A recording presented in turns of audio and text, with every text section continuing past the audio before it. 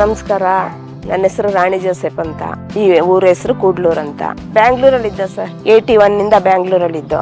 40 ವರ್ಷ ಇದ್ದೋ. ಎಲ್ಲ ರೆಂಟೆಡ್ ಹೌಸ್ ಅಲ್ಲೇ ಇದ್ದೋ. ಒಂದು 20 ವರ್ಷ ರೆಂಟೆಡ್ ಹೌಸ್ ಅಲ್ಲೇ ಇದ್ದೋ. ಅವಾಗ್ಲೂ ಗಾರ್ಡನ್ ಮಾಡ್ತಾ ಇದ್ದೆ. ತುಂಬಾ ಜನ ಸಂತೋಷ ಪಡೋರು, ಬರೋರಿಲ್ಲ. ಕಾರ್ನರ್ ಮನೆ ಎಲ್ಲ ಬಂದು ಎಲ್ಲರೂ ನೋಡಿ ಹೋಗೋರು. ನಿಮ್ ಗಾರ್ಡನ್ ನೋಡಕ್ಕೆ ಬರ್ಬೇಕು ಅಂತ ಹೇಳೋರು.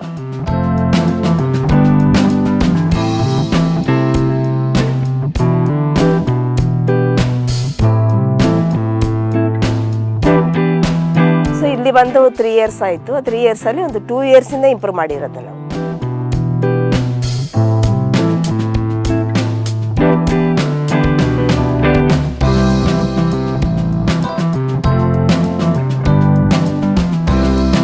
ಒಂದು ಆಸೆ ಇತ್ತು ಸರ್ ನನಗೆ.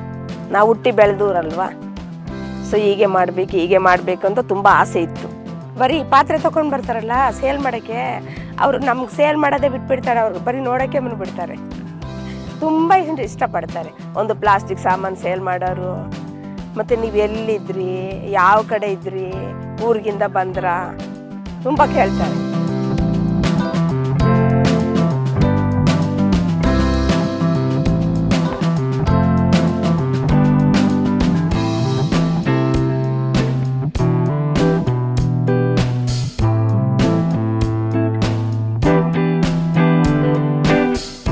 ಪೇಪರಲ್ಲಿ ಬಂದಿದ್ದೆ ಅಂದರೆ ನನಗೆ ಗೊತ್ತೇ ಇಲ್ಲ, ಸಾರ್ಗೂ ಗೊತ್ತಿಲ್ಲ.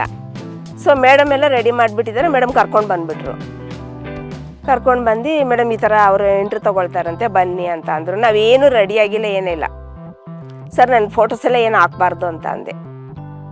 ಇಲ್ಲ ಫೋಟೋಸ್ ಹಾಕ್ತಾನೆ, ಹಿಂಗೆ ಮಾಡೋಕ್ಕಾಗ್ತದೆ ಅಂತ ಅಂದರು. ಸುಮ್ಮನೆ ಸಿಂಪಲ್ಲಾಗಿ ಹೋಗಿ ನಿಂತು ಅಷ್ಟೇ. ಅವ್ರು ತುಂಬ ಇಷ್ಟಪಟ್ಟರು. ಇದು ಪಕ್ಷಿಗಳು ತಿಂತಾವಲ್ವಾ ಹಣ್ಣು, ಅದು ಇದೆಲ್ಲ, ಅದೆಲ್ಲ ನೋಡಿ ನಮಗೆ ಖುಷಿ ಆಯಿತು. ನೋಡಿ ಇಷ್ಟು ಚಂದ ಮಾಡಿದ್ದೀರಿ, 2.5 ಇಯರ್ಸಲ್ಲಿ ಮಾಡಿದ್ದೀರಿ, ಇಷ್ಟೆಲ್ಲ ಮಾಡಿದ್ದೀರಲ್ಲ ಅಂತ ಅಂದರು. ನಮಗೇನಂತ ಅಂದರೆ ಏನು ಬೆಳೆದ್ರು ನನಗೇನು ಸೇಲ್ ಮಾಡಬೇಕು ಅನ್ನೋ ಅವಶ್ಯಕತೆ ಇಲ್ಲ ಸರ್. ಇಲ್ಲಿ ಪಕ್ಷಿಗಳು ತಿನ್ನಲಿ ಬಿಡಿ, ಅದೊಂದು ಜೀವ ಅಲ್ವಾ, ಅದಕ್ಕೆ ಊಟ ಬೇಕಲ್ಲ. ಉಳಿದಿದ್ದು ನಾವು ತಗೊಳ್ಳೋಣ ಅಷ್ಟೇ. ಕೊಡೋದ್ರಲ್ಲಿ ಹೇಳ್ತಾ ಇದ್ರು ಅನ್ನಪೂರ್ಣೇಶ್ವರಿ ಥರ ಕೊಡ್ತೀಯೇ ಅಂತ ಹೇಳ್ಬಿಟ್ಟು 4 ಜನ ಊಟ ಮಾಡಲಿ ಬಿಡಿ ಅಷ್ಟೇ. ನಾವು ಕಳ್ಕೊಳ್ಳೋದು ಏನಿಲ್ವಲ್ಲ. ಅಯ್ಯೋ ಎಷ್ಟು ಸ್ಥಳ ಬೇಕು ಸರ್, ನಾವು ಬಾಡಿಗೆ ಮನೇಲೇ ಮಾಡ್ತಿದ್ದೋ. ಇವಾಗ ವಿಲೇಜಲ್ಲಿ ಮಾಡೋಕ್ಕೇನು, ಇವಾಗ ಕೆಲವರೆಲ್ಲ ನಾವೆಲ್ಲ ಪುಟ್ಬಾತನೂ ಎಲ್ಲ ಹಾಕ್ತಾ ಇದ್ವಲ್ವಾ.